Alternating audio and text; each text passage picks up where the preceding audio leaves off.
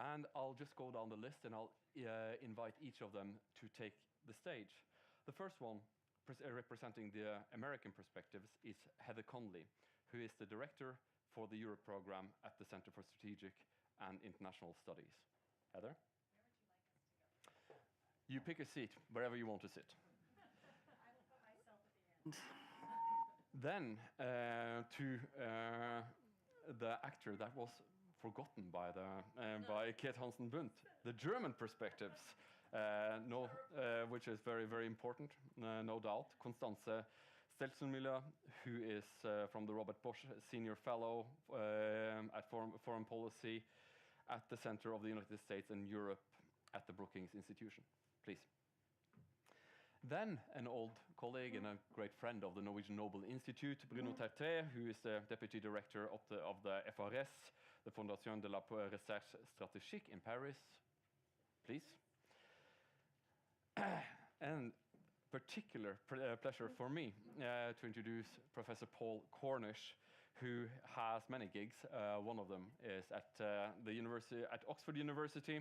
I'm a little bit surprised because Paul was my supervisor while in Cambridge, and I remember when we first met, one of the first things that Professor Cornish told me was that he felt it was a bit silly, this rivalry between Oxford and Cambridge, because everybody knew that Oxford hadn't been a first-rate university for a long time.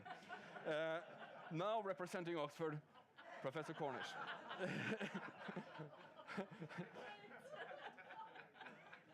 Sorry about that one, Paul. And finally, an old friend of the Leangkollen Conference and an esteemed colleague of mine, Dr. Sven Biskop, director of the Europe and World Program at the Egmont Institute in Belgium, Brussels. Please.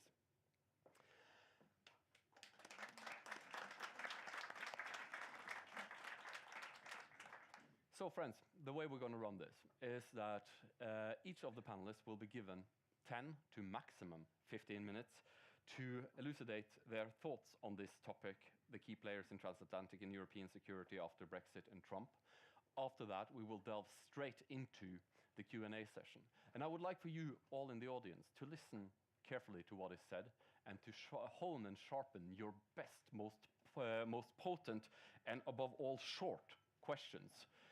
Because I would like to have a good interaction with the audience. We're going to spend an entire hour doing that, and hopefully, when we're all done, if we haven't dispelled all uncertainty and questions regarding European security in the years to come, then at least, hopefully, we have elevated our confusion to a higher level.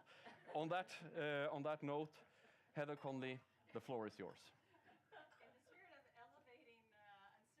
A higher level. Well, thank you all so much. It's fantastic to be here. Kate, thank you. And to the committee, I think all of us that work in think tanks fully appreciate how much work and organization it takes to pull something like this off. So it's fantastic to be here. You know, as I was thinking of the title and saying, well, let's start this conversation optimistic. Let's begin by saying that because of the Russia's illegal annexation of Crimea and invasion of eastern Ukraine, in 2014, several months before a NATO summit in Wales, NATO had no idea what its purpose would be. And so Crimea, in some ways, recaptured NATO's founding purpose and created in it, I would argue, a more durable alliance. So that was a good thing.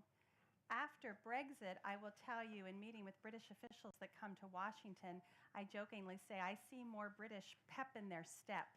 They are coming to Washington saying, we may be leaving the EU, but we want to do more on global security. And I see more, we'll see how that lasts, but I see more of a commitment by our British colleagues on security. Okay, so that's a good thing.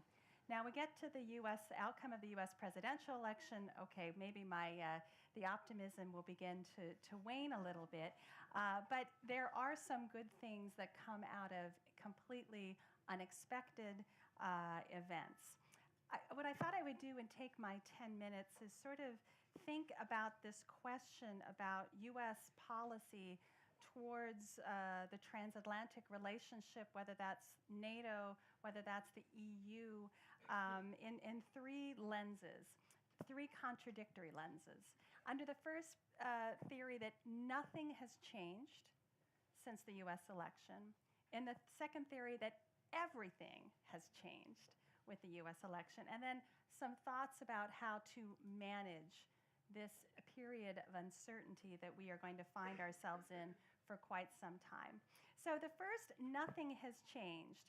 So after November the 8th, US forces are still arriving in Europe to participate in the enhanced forward presence. If anything, they have been increased. The timetable has picked up, and they are coming in faster. So nothing has changed as far as the US commitment to NATO and the enhanced forward presence.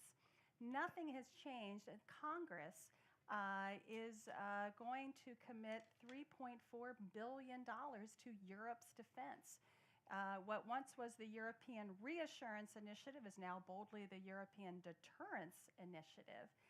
And it was Congress, in fact, I would argue, after the election, Congress is more on a bipartisan basis, which has been missing tragically for quite some time, is even more convinced that the U.S. must provide resistance to Russia's aggression in Europe. So that hasn't changed. We have a NATO Defense Ministerial occurring this week, Wednesday and Thursday, and nothing has changed. You will hear the U.S. Secretary of Defense insists that Europe spend more money on its defense. And you have heard that for 3 decades. Nothing has changed. You will hear U.S. Secretary of Defense tell NATO that it has to do more in countering terrorism, doing much more to help fight the Islamic State. You heard echoes of that in 2014 at the Wales Summit, when allied leaders first came together at the leaders' dinner to talk about ISIS, to talk about Syria. You will hear that, many in the American view Europe as a security free rider. And you will continue to hear those messages. And we will continue to recognize that Europe is highly dependent on America's security. So nothing has changed in all of those issues. But let's reflect that everything has changed with the election of Donald Trump as president, because what the most fundamental change has been U.S. policy towards Vladimir Putin and Russia. Never did I think a U.S. president would morally equate Russia to the United States. I never thought I would hear that. I understand when a U.S. president questions Europe's defense spending, that we've heard for quite some time. But to question whether the U.S.-American security guarantee would be there is it something very different.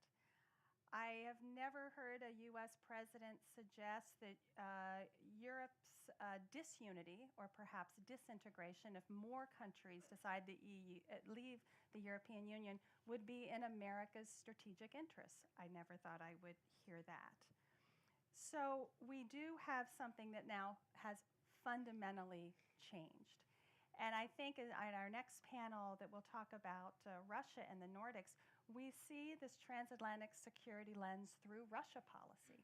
That's why Russia, in some ways, and what the future U.S. approach will be, what is the deal that may be struck, what is part of that deal, is so fundamental to what the future U.S. approach to the alliance, to Europe, will eventually be. And this is where I will tell you, I don't know what U.S. policy is towards Russia. Never did I think that a Secretary of State and a Secretary of Defense would, during their confirmation hearings, and in fact have to have an opposite position to the President of the United States in order to be confirmed. So we have three, four, maybe 5 different policy approaches, and I cannot tell you what that policy is. And so we will have to manage through something that could be a real historic change into our understanding in the post-Second World War environment. We also have the other issue that we probably don't touch on as much here in Norway as when we travel to Southern Europe, but understanding that Europe's threats come not only from the East, but now increasingly come from the South, and understanding how the transatlantic relationship can address both East and South and manage those challenges, because Europe feels quite insecure, whether that's from migration, whether that's foreign fighters returning from the Middle East, and whether that's coming from Syria, whether that's coming from Libya. And now we have a growing Russian military presence in the Eastern Mediterranean. How does that impact alliance security? And that will also be, I think, a question that it's unclear. Has something fundamentally changed for the United States in its posture in the Middle East? Over the last 8 years, the U.S. has been removing itself from the Middle East. Will that continue? Will it be accelerated? Because President Trump's view that the fight against ISIS is the major challenge, would that actually insert the United States more physically in the Middle East? Would that be something that would provide an anchor stability for Southern Europe? We don't know. Everything may have changed in that department, or perhaps it is following a longer pattern. So my third and final thought is, how do we manage through this uncertainty where nothing has changed, where everything has changed? And I would argue some thoughts. In the previous session with the ministers, and we're hearing this quite frequently, poor Professor Frank Fukuyama, they were sort of rereading the end of history. And perhaps what we did not understand is the last 25 years has been an anomaly. We have witnessed an area of peace and stability that was an artificiality in some ways, and that we're going to have to address a profoundly new and destabilized world. Nothing that we want, but unfortunately something that we will address. So how do we manage through this? I would give you some closing thoughts, and then I look forward to hearing from my colleagues. The only way we manage through this era of uncertainty and destabilizing global impacts is that we manage through our principles. And if anything that's taught me about the U.S. presidential election and its outcome is that our principles, our values that we talk about so loosely, are being profoundly tested. Now, this can be a lesson that not only are these principles tested, that we can find renewal in those, but how we manage through this uncertainty is through our principles. And the only way that Europe and the United States manages through this current period is through those founding principles that we signed on to in 1975 with the Helsinki Final Act, that we hold to these principles. And even if countries violate those principles, there's going to be a sacrifice that we require of ourselves for those principles. But what I find missing in our quest for dialogue and our quest for de-escalation, we tend to not base that dialogue on our own values. And that's the system by which we believe the international order is best operated. It's not the only, but we believe it is the best, and we have to be prepared to defend those. So we're going to manage by our principles. We're going to have to rebuild trust. In the U.S. presidential election, what struck me is that after decades of U.S. leaders warning about the collapse in public support for Europe because they don't spend enough, because they're not being seen as active contributors, in some ways this was something that shouldn't be surprising to any of us. We all thought it would be Congress that support would collapse and continuing to pay for Europe. It in fact was the president's, the future president's support that collapsed for NATO, to suggest that NATO is obsolete, to suggest that we are not getting the price back for U.S. security guarantees. We have to rebuild trust and confidence that it's not only price with our allies, it's value, but we haven't talked to the American people about that value. We need a new vision. We have been using Europe whole, free, and at peace since President George H.W. Bush. That does not feel adequate to today. What is America's new vision for Europe? What is Europe's new vision for itself as it enters this period of instability? I would argue that we're going to have to every country represented here is going to have to know what its interests are and to prioritize them. And if those interests and those values don't match where the United States is heading, you have to be vocal and say that. That's going to be the era that we may be walking into. That Europe should not view its NATO commitments as burdens. I've always hated burden sharing. It is a burden to be in an alliance. It is a privilege, and we have obligations. We do not have burdens. And our obligations are to protect our territory. That is Article 3. That is Article 51 of the United Nations Charter. That is our first duty. And there are countries that have not stepped forward to their duty. And the United States cannot be a substitute for that. But we know we're a force multiplier when we're in the alliance. So we have to start changing our vocabulary. We have to start changing how we think about who we are, what we stand for, and what we're willing to sacrifice for. And so, for all of us, and we have to rebuild public support about where we are and about this alliance. We have to build it first and foremost in the United States. So for an analyst, this is an invigorating time. It is a terrifying time. But for me, it's renewing our own sense of understanding for an American of our history and our purpose at a time when it's being profoundly questioned at home. Thank you.